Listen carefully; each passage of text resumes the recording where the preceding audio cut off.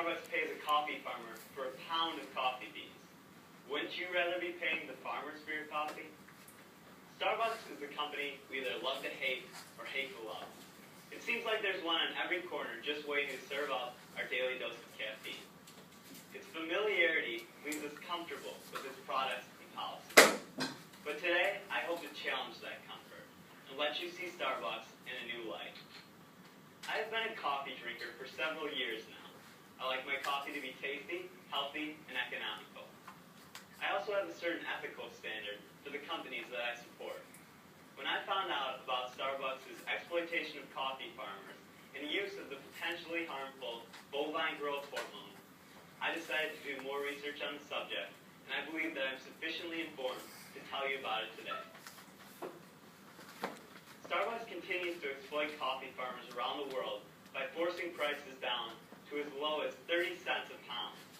It also uses bovine growth hormone, which has been banned across Europe and in much of the rest of the world.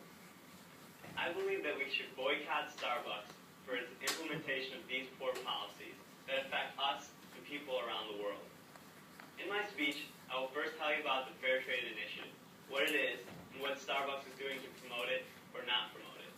Then I will tell you about bovine growth hormone and what that is and how Starbucks is using it in their products. Finally, I will tell you the importance of these issues and the actions that we can take against Starbucks. Let's begin by looking at the issue of fair trade coffee. Coffee farmers around the world are in poverty. Middlemen force their prices for coffee down to as low as 30 to 50 cents a pound, and then sell the coffee for higher to coffee distributors. In fact, most coffee farmers only receive 1% of the price of a cup of coffee in your local Starbucks, according to Dan Box of the Ecologist. The low prices are often less than the cost of production, which leaves farmers in debt and poverty, and forces them to make sacrifices such as education, medicine, and even food for themselves and their families. Fair Trade Initiative is an initiative run by Transfair USA out of Oakland, California. It sets the prices for coffee at $1.26 a pound, or $1.41 a pound for organically grown coffee. It also sets up democratically run co-ops between local farmers who can help set the prices for coffee and create stable relationships with coffee distributors, bypassing the ravenous middlemen. Finally, fair trade provides the farmers with resources such as credit or technology that helps them grow their crops and succeed. The benefits of fair trade coffee are many. It allows farmers to have a decent living and support their families and communities. It helps stabilize the price of coffee as it continues to fall in the world market. It also helps protect our environment and provide us with better coffee. Small farmers who are helped by Transfair usually use less pesticides, which makes us have healthier coffee. Also, the organic price incentive encourages farmers to grow organically or naturally, which makes better coffee for us. Finally, Transfair requires environmental protection plans and good crop management, which helps protect our environment. Now that we've seen the benefits of fair trade coffee, let's look at what Starbucks is doing to promote this initiative. While Starbucks does sell fair trade coffee by the pound in some of their stores, and occasionally offers it as a monthly special, it still has yet to sell it as a daily special, and provide information on why fair trade is a good thing and why we should buy it. Just look at our own Reed Cafe. They do not provide fair trade coffee options or any information about fair trade coffee. While Starbucks likes to advertise that they purchase 1 million pounds of fair trade coffee a year, this is really only 0.5% of their total coffee purchases.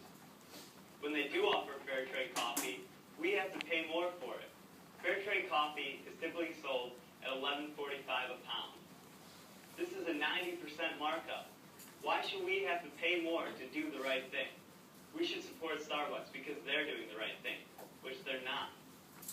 But coffee farmers are not the only people that Starbucks chooses to hurt.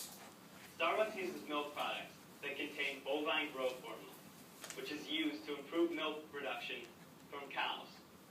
The New York Times cites 2 Harvard studies that found that hormone-treated cows have elevated levels of IGF-1 in their bloodstream. This protein has been strongly linked to breast and prostate cancer.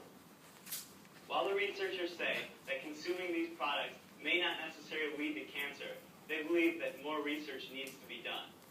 In fact, Dr. Samuel Epstein of the University of Illinois Med Center called the hormone a grave hazard and stressed the need for more research. This may seem like a lot of scientific hearsay, but when we think about our friends and family who have been affected by cancer, we have to take the necessary research and precaution before using this product. In fact, bovine growth hormone is banned in both Europe and Canada. Why is it available in the U.S. then? Well, the FDA's approval mainly rests on the 90-day rat study done by Monsanto Food Products, the leading seller of bovine growth hormone-treated products. In fact, when Canadian scientists re-reviewed the study, they found that 20 to 30% of the cows treated had elevated levels of IGF-1 in their bloodstream. And some of the rats had cysts on their thyroids and abnormalities in their prostate. Starbucks continues to use bovine growth hormone products in their milk. They claim it's impossible to tell what milk has bovine growth hormone in it and what doesn't. But then on the other hand, they say in their annual report that 10% of fluid milk is now bovine growth hormone free. Again, they inflate prices for us to buy healthy coffee. It costs 40 cents more for organically grown coffee without hormones or pesticides. Why should we have to pay more to have healthy coffee? Starbucks is obviously implementing some poor policies. They continue to exploit coffee farmers around the world and offer us potentially harmful products. I believe that we should boycott Starbucks due to these poor policies. Tell your friends and family about the information that I provided you today. If you're ambitious, write Starbucks a letter informing them that you don't approve of their poor policies. And the next time you're walking down the street and you see a Starbucks and think about stopping in to grab a latte, think about the exploitation of those workers. And think about the health risks of buying that coffee and just keep walking.